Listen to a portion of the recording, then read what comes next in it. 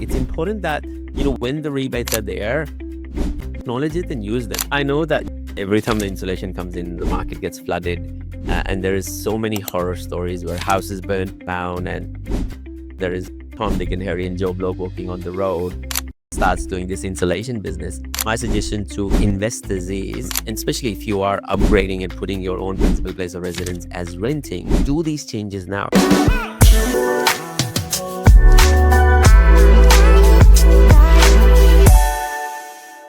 Hello and welcome to another episode of Help Me Buy Property podcast. Now, this podcast is one of the most important podcasts, and you need to listen it to the very end, especially if you are buying in Victoria. There is new residential tenancy acts coming through, changes in the residential tenancy regulations that are literally around the corner. It's going to impact all the property landlords, all the investors, and even owner-occupiers who are upgrading their properties in Victoria as of today.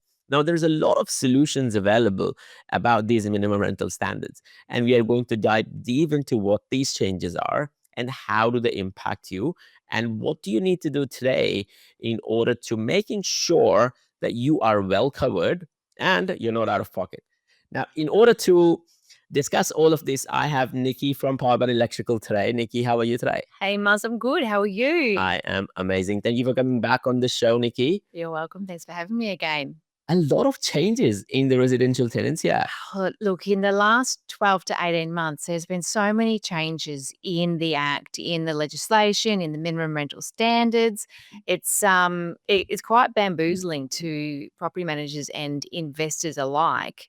And we're trying to get the information out there as best as we can to I guess to help alleviate any stress or anxiety they might have in relation to upgrading their property and making it meet with rental minimum standards, because it's actually not hard. Yeah. And look, ultimately, what we're doing with minimum rental standards, and we are going to go into a bit more detail and dive, and we've discussed this before as well, but some of these changes were not as prevalent when we discussed this last time. Correct. And so there's a lot more information, there's a lot more nervousness that is going around. But let's start off by talking about these changes first. What are these changes? Who are these applicable to? Talk a bit about that. So the changes that we're talking about today are the changes that take effect in 2027, the 1st of March 2027, as opposed to the changes that are taking place in November 2025. So we've got changes coming in play in a couple of months, and then we've got these ones which we've only had one media announcement since it came out, which is not enough information, but I think they haven't put all the information out there yet, because I don't want to necessarily scare people into thinking what might be coming up when we've got legislation coming in 2 months. But this legislation, I think, is really important for investors in particular to understand, because there's rebates around everything. So everything that's coming in for the minimum rental standards, there is a way to get it funded either in part or completely by the government. So I really want to get the information out so that investors are confident that they're not going to be up for any extra costs until an appliance breaks down, for example. Yeah. Unless it's ceiling insulation, and that's a completely different topic. Yeah. And if you take a step back, let's talk a bit about the changes first before we reveal to people what sort of rebates are available and how do you go around assessing or accessing those rebates. Let's start off with one of the biggest ones, which is ceiling, which is happening in 2027. The rebates are coming in, next year. But talk a bit about what is this and how the gravity of the situation in relation to the ceiling insulations. Yeah, the ceiling insulation, I think, is the scariest one of all of the changes, but it doesn't need to be. The ceiling insulation is really about making sure that renters' homes are livable. So they're not going to get too hot in summer, and they're not going to be too cold in winter. So unfortunately, overall, there's probably around 200,000 investment properties that are significantly under insulated, or insulated, which is why this has come into play. And with that, There are very stringent rules, regulations, and electrical tests, which is different than your electrical safety check, that are going to come in with this as well. And that's why I think they've pulled the ceiling insulation in. And we know that we had the ceiling insulation scheme a few years ago, which didn't work very well. And it was a bit of a rort. We think people were stockpiling all of these insulation Yeah. bats and not installing them. And then there were fires. So there's a lot of regulations around this, some of which are still being discussed and organised, and it will all be released come February next year. Yeah. But some of it is already lock, stock, and barrel. This is what you need to do. Yeah. Um, and if we look at the ceiling insulation, they're they're quite particular with what needs to be installed. The ceiling bats need to be code marked. They need to be registered. The insulation companies have to have been running for a minimum of 2 years prior to being able to be eligible to put the rebates in place. They also need to be registered with the EEC, which is the Energy Efficiency Council. And if they're not, then they actually can't put this insulation in. And it's not just one insulation expert that's putting the insulation in, it's everybody that's actually working at that point in time Yeah. in that property needs to be fully qualified and accredited with the EEC. So I know that, every time the insulation comes in, the market gets flooded. And there is so many horror stories where houses burnt down, Yes, and, yes. there is, Tom, Dick, and Harry and Joe Bloke walking on the road, starts doing this insulation business. Yeah. The government is trying to cap all of that out this time round. They are trying to basically implement it in a better fashion. But most importantly, from my perspective, even if your house is like under 5 years old, you might not have the right insulation in place. Correct. Yeah, and that's what they're saying. They're saying that there's, 600,000 rental properties, of which they're saying probably 60 to 90% of those will be under insulated, and 200,000 of those that probably have no insulation. Yeah. The regulations and the recommendations for insulation up until now have been 2.5, or the R2.5 to 4, maybe R4.5, Yeah. never R5. Yeah. If you wanted to go to R6.0, for example, or R7, which I think is the top of the range, the price difference from a 2.5 to a 5 to then a 7 is astronomical. Yeah. And what also has been happening, which is obviously just natural anyway, is the insulation shrinks, and then it doesn't have the same rating as what it did when it was first installed. Yeah. And blown in insulation is the worst kind, because that just gets blown anywhere and everywhere. Yeah. But because it's not like a bat where it's firmly Right. packed, it shrinks really quickly. Mm. So that is not even in the requirement. So if you have blown in insulation, it's not doesn't meet compliance. Yeah. Immediately, doesn't meet your rental minimum standards, no matter what rating it Yeah. is. So the blown in insulations are those liquid ones where you spray it and it just blows up Yes. into, one of those. And it's cool to see, but it's terrible to, Oh, it's terrible. yeah, from an implementation perspective, Mm.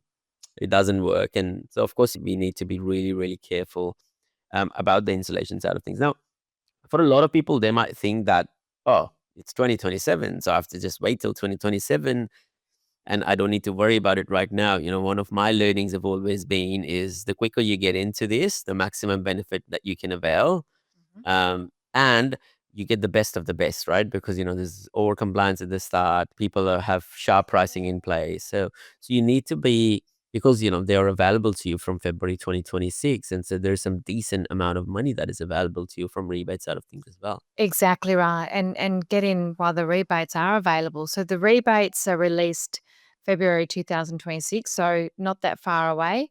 And then you'll be able to get the rebate and be able to install the insulation and only pay a small amount of money. Yeah. Like it's not going to be much money to get this done, and that's probably the scariest part about the ceiling insulation is, oh my gosh, how much is it going to cost? Yeah. When it, it's won't even cost you a Yeah. week's wages. It's And the a week's important, rent. the interesting always is that the government is, while they're focusing on the minimum rental standards, and this is purely from a rental property perspective, it also would come down to normal owner occupiers as well, right? Definitely, yes. Um, Initially, with these energy efficiency changes, they wanted to bring all of these in for every home across Victoria, yeah.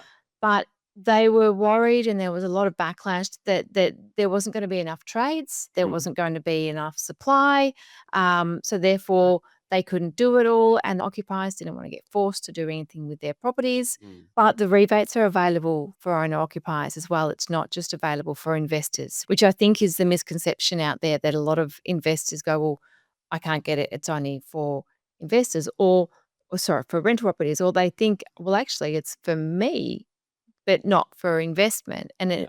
it's also not means tested, the Victorian Energy Upgrade rebate, which is brilliant. So Which is very anyone amazing. can get it. And for a lot of people who are upgrading to a different property, and I know there's a lot of buying activity that is happening in Victoria right now, my suggestion to investors is, and especially if you are upgrading and putting your own principal place of residence as renting, do these changes now, right? As soon as it comes to February, do the changes before you move into the next property, because then you are avoiding vacancy rates, you're avoiding kicking tenants out, making them all of these compliance out of issues where you might have to kick the tenants out to get this stuff done.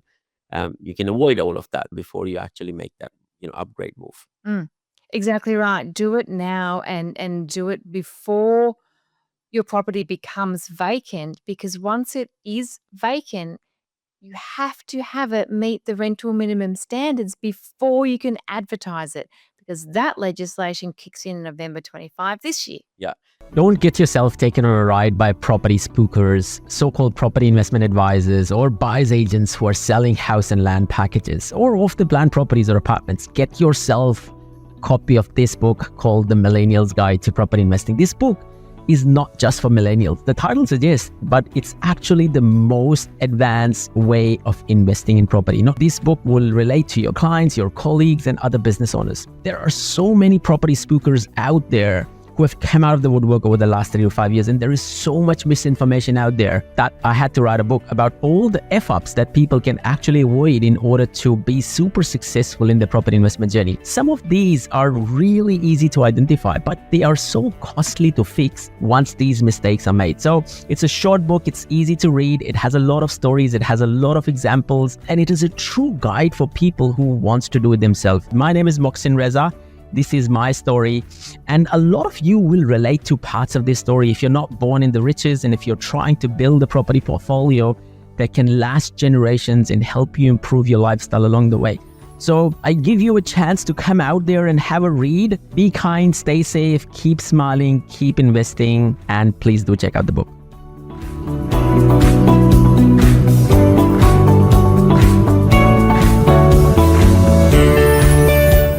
So let's talk a bit about that, because there is a roadmap that MRS, or minimum rental standard, has come up with, and it talks about the periodic lease versus fixed term lease versus vacant properties.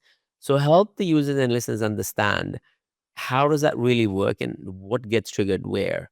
Because a lot of investors, they are scared. I have an investment property, it applies to me as soon as the rent is, as soon as the standards come in, but that's not really the case. No, it's not the case. And this is where I've been really trying to train property managers and inform investors of, when these changes come in, it's only when there is a trigger point.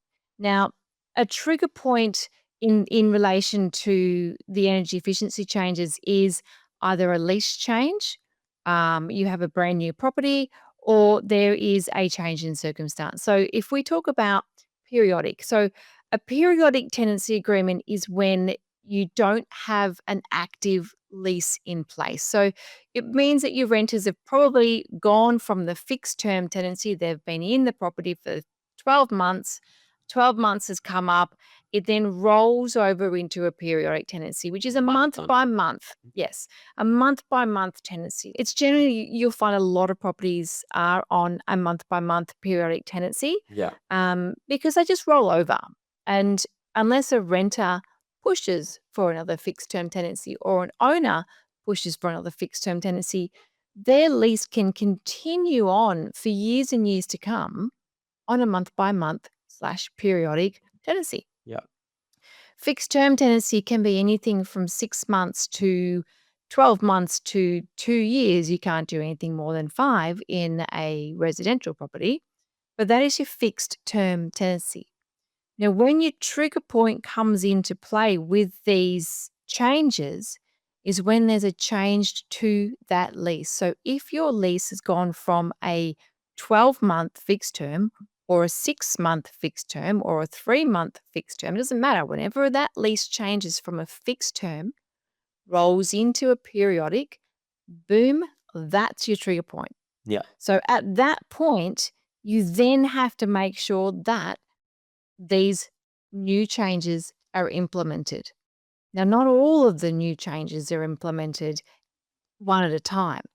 So things like heating and cooling and your hot water services, that only needs to be implemented when they have ended their lifespan. So when the heat is dead or the hot water service has blown a fuse and you've got hot water all over everywhere, let's hope that doesn't happen. But that's when they need to be done. Yeah.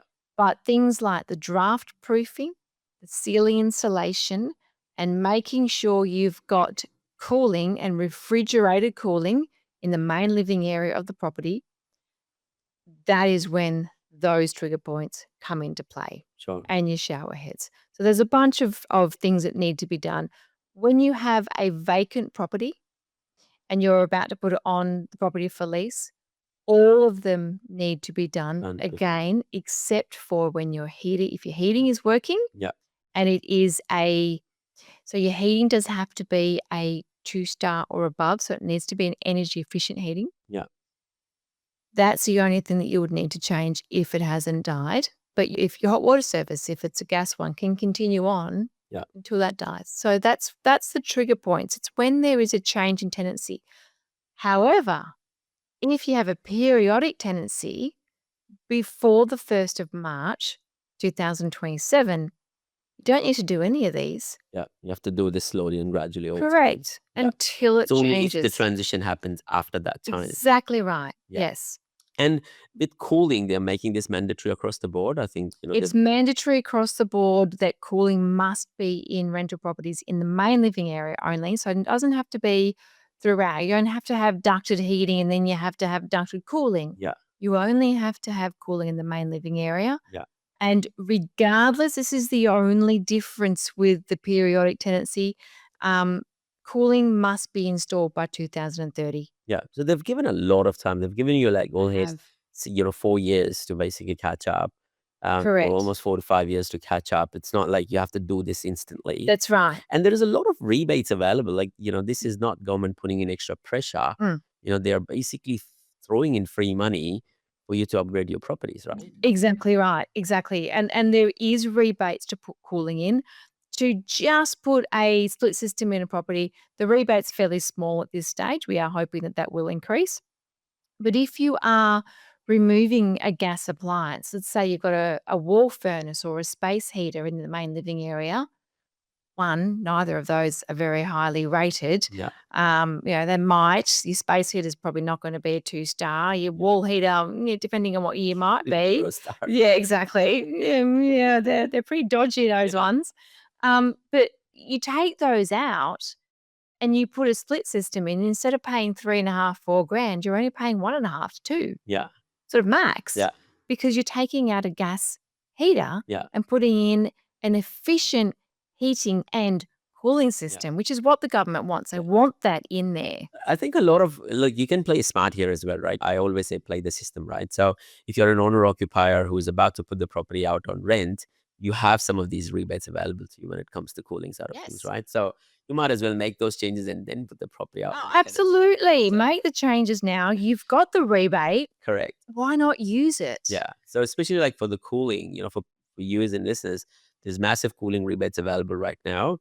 And it's important that, when the rebates are there, acknowledge it and use them, right? I hear a lot of people talk to me about, oh, I installed solar. I remember installing solar in my previous property almost like 5 years ago for $0 cost, right? There was literally no And cost. now there is a cost. There is a cost, right? And so Correct. the earlier adoption means that A, you're giving a better product to the market. B, of course the bills are lower, and so you're attracting quality tenants as well. And C, like, it adds value to the property in itself as well, It right? always adds value to the property. Yeah. All of these changes are adding value to the property. And some of these things are like, it's a common sense mentality and mindset as well, right? Hot water system breaks down quite often, and a lot of investors don't even think about these, and even owner occupiers, they only think about these when they are at the end of the life. And so if you have the rebate available, and if you know that your hot water system hasn't been serviced or hasn't been changed over the last Or freaking the gazillion last years. time you had a gas check done and they said, oh, we recommend that